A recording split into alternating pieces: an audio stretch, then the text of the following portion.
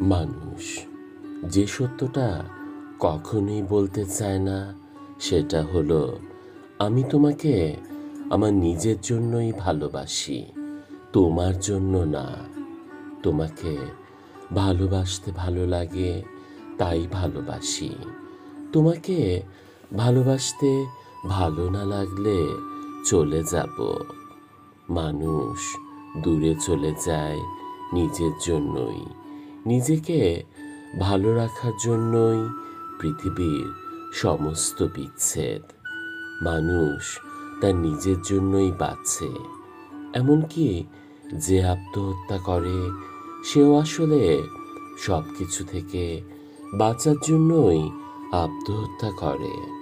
কাউকে ভালো রাখার জন্য কেউ মরে না। মানুষ মরে কারণ সে নিজে ভালো নেই।